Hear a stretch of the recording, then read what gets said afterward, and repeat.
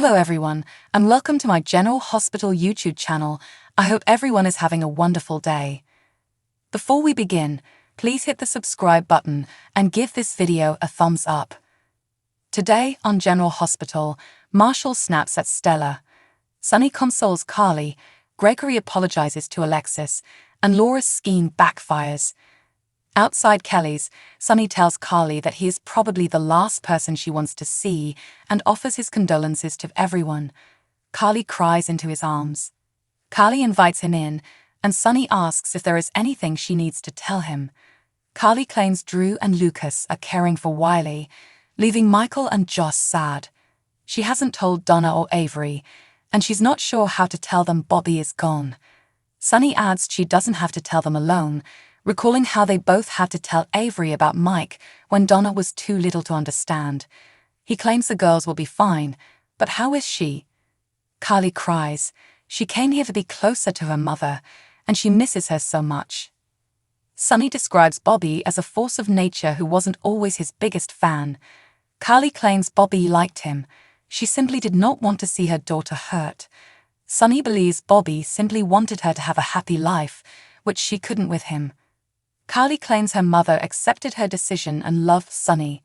Sunny never wanted to disappoint Bobby. Carly describes Bobby as the most empathetic and open-minded person she's ever met. Sunny adds that she welcomed everyone for who they were, which is why she was so popular. He supposes Bobby felt relieved when she got with Drew. Carly expressed her happiness and gratitude to Drew for his presence that night, particularly while, Sunny asks, Nina showed up. Carly does not want to talk about Nina, but asks if he does. He does not. Carly understands he was also upset by Nina's behavior, and she wants him to be happy and apologizes if he isn't. Sunny notices that right there is vintage Bobby. Sunny claims he witnessed how hard she worked for Bobby's forgiveness, and they had a wonderful relationship. He realizes they inspired him to be present for his father.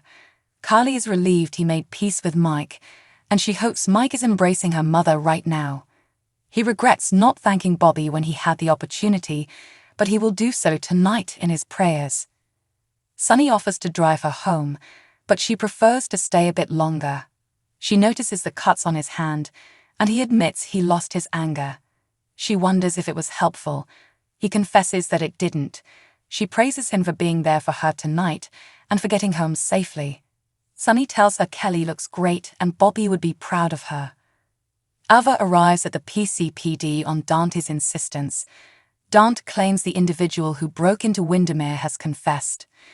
In the interrogation room, Esme paces, and Laura advises her to relax and that coming forward is the proper thing to do. Laura reassures her that once she reveals the truth, she will feel better. Ava enters and stares at Esme. Laura thanks Ava for coming, and she hopes to hear Esme out and work something out without having to go before a judge. Ava will listen to Esme's story, and it better be compelling. Esme admits she traveled to Windermere to try to recall, to figure out who she is, and she hoped to get something in return by being there. She apologizes for breaching her personal space. Dante questions why she didn't simply ask Ava to be let in. Esme believes that given their background, Ava would not have allowed it. She simply wants to be the best mother to Ace and demonstrate her trustworthiness. Ava asks Esme if she remembers anything.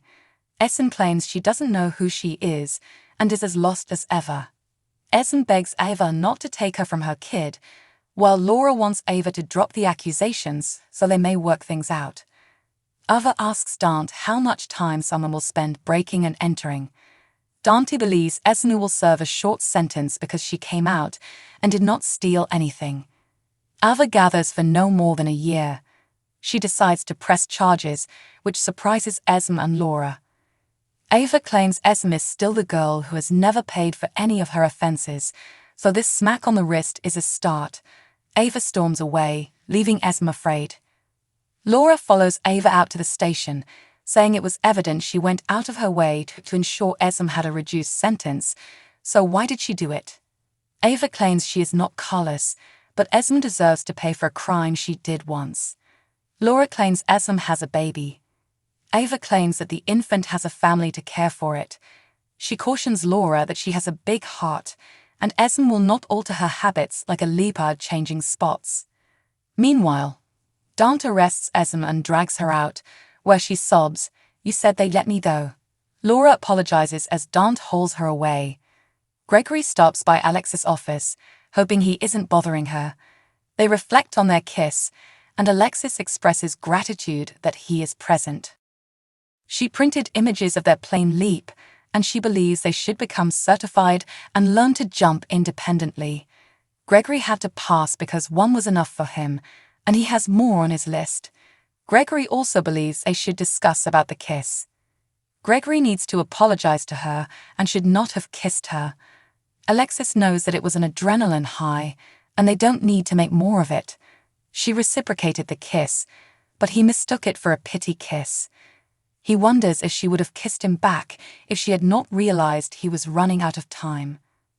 Alexis isn't sure what she would have done, but she knows what she knows.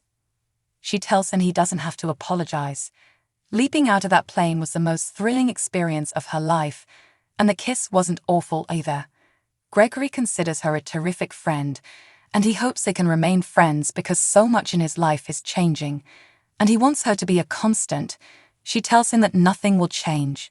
He encourages her to try skydiving on her own and promises to be there to support her. A doctor at the hospital tells Portia and Curtis that Curtis is an excellent candidate for the study. The doctor reveals that 3 out of 25 procedures were successful. He also discusses the danger factors, which Curtis confirms they are aware. He gives them a minute to chat and says if they have any second thoughts, now is the opportunity to opt out.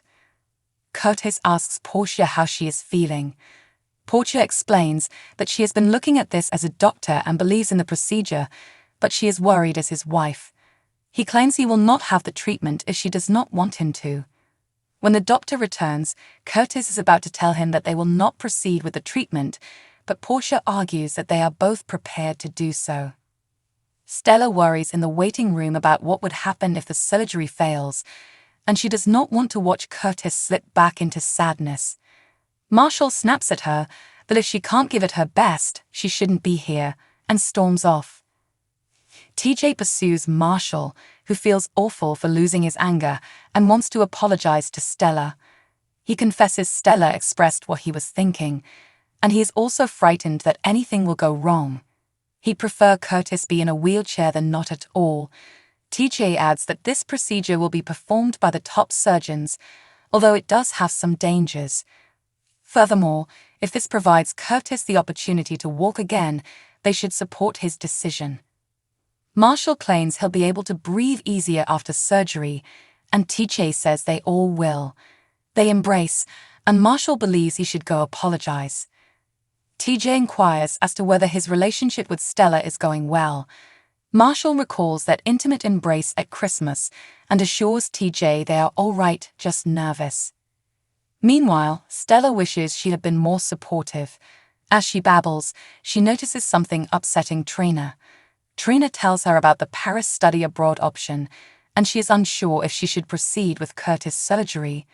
Stella says she knows what she would do and encourages Trina to fly to Paris. Stella has been in her shoes. She sacrificed her hopes and ambitions to help her sister raise Curtis and Thomas. She has no regrets about her decision, but this is a unique circumstance for her because Curtis is surrounded by his family. She instructs her to go undergo a life-changing experience. Marshall apologizes to Stella and confesses she expressed all he was feeling. She accepts his apologies. Marshall believes they have been dancing around what transpired between them on Christmas Eve. Marshall and Stella's talk is interrupted as Curtis is wheeled out. His family gathers and tells him how much they love him and will be praying. Curtis urges them to look after his wife and convince her that he will be okay. Curtis is led into the operating room, and the surgery begins. On the next General Hospital, Bobby's memorial begins, and Tracy recommends that she and Lucy make a truce for Bobby. Thanks for watching. If you like this video, so please don't forget to subscribe my channel and don't miss any update.